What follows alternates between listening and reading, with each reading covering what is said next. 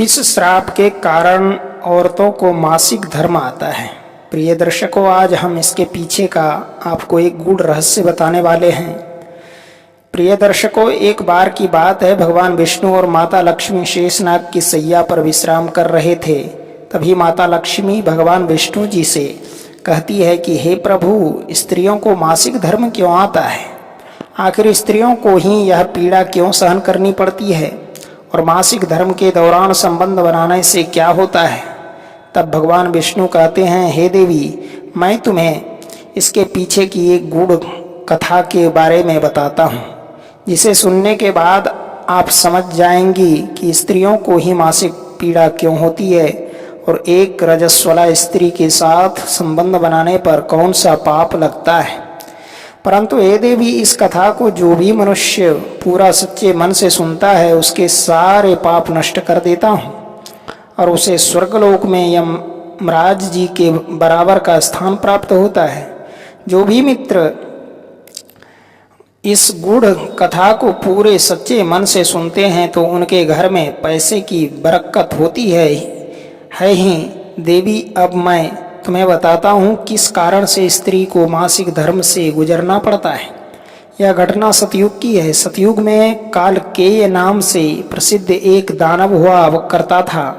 दानव होने के कारण उनका स्वभाव उग्र था और वह हमेशा ही युद्ध करने के लिए तत्पर रहता था। फिर एक दिन सभी दानव वृत्रासुर के साथ मिलकर स्वर्गलोक पर चढ़ाई करने लगे। उन असुरों के पास भयंकर शक्तिशाली अस्त्र थे, जिसका देवता सामना नहीं कर सके और भागकर ब्रह्मदेव के पास चले गए। फिर ब्रह्मदेव ने उन्हें असुरों को परास्त करने का उपाय बताते हुए कहा, हे इंद्र, तुम इसी क्षण महर्षि दधीचि के पास जाओ। वे अपने शरीर की हड्डियों से तुम्हें अस्त्र शस्त्र प्रदान करेंगे। उन्हीं अस्त्रों का प्रयोग करके तुम वृत्रासुर का वध कर सकोगे। फिर सभी देवता महर्षि दधीचि के आश्रम पर जाते हैं और उनसे प्रार्थना करके अस्त्र प्रदान करने की विनती करते हैं।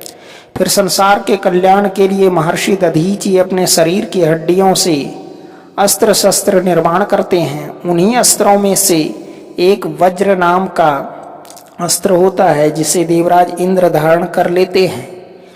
फिर सभी गुण वृत्रासुर के साथ युद्ध करने के लिए निकल जाते हैं। देवताओं और दानवों के बीच भीषण युद्ध होता है। सभी देवता आकाश में दानवों से युद्ध के लिए एकत्रित हो जाते हैं और प्रहार करने लगते हैं। देव अग्नि के प्रहार से दैत्यों को दग्ध करने लगते हैं। अग्नि के प्रभाव से दैत्यों का अंग अंग जलने लगता है। फिर वरुण देव जल की वर्षा से दैत्यों को डुबो देते हैं, जिससे दैत्य त्राही करने लगते हैं। अनेक दिनों तक इस प्रकार से दैत्यों और देवताओं के बीच में भीषण युद्ध चलने लगता है। फिर देवराज इंद्र और वृत्रासुर आमने सामने आ जाते हैं। दोनों के बीच भीषण युद्ध होता है और फिर देवराज इंद्र अपने वज्र का प्रहार करके वृत्रासुर को मार डालते हैं। उस दानव वृत्रासुर की मृत्यु होते ही उसके शरीर से ब्रह्म हत्या बाहर निकलती है और इंद्र का पीछा करने लगती है। फिर वह ब्रह्म हत्या इंद्र के शरीर में प्रवेश कर लेती है, जिससे इंद्र को ब्रह्म हत्या का पाप लगता है। अब देवराज इंद्र ब्रह्मदेव के पास जाते हैं और उनसे ब्रह्म हत्या से छुटकारा दिलाने के लिए कहते हैं।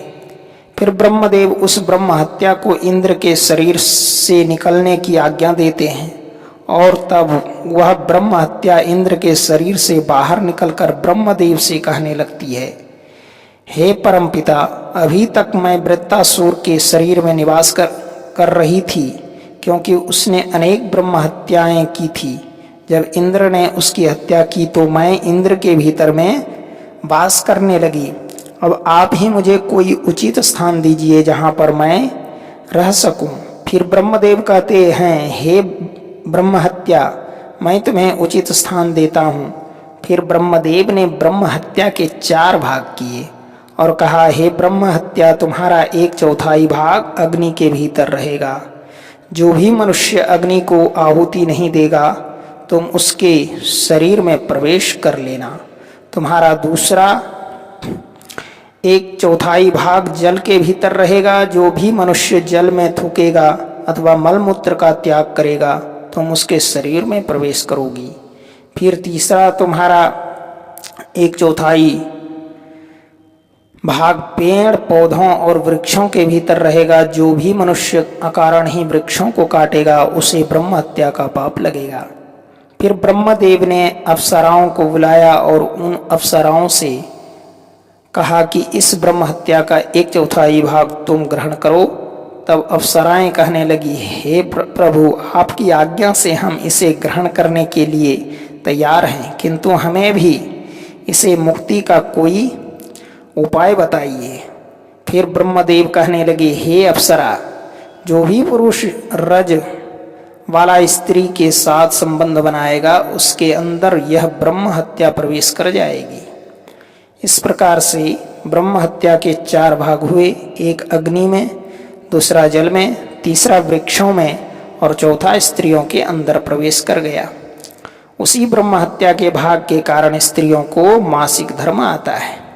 जो भी पुरुष मासिक धर्म के दौरान स्त्रियों को स्पर्श करता है अथवा उनके साथ संबंध बनाता है उसे ब्रह्म हत्या का पाप लगता है। भगवान विष्णु कहते हैं, हे देवी, इस प्रकार मैंने आपको स्त्री के रजस्वला होने के पीछे की कथा के विषय में बता दिया है।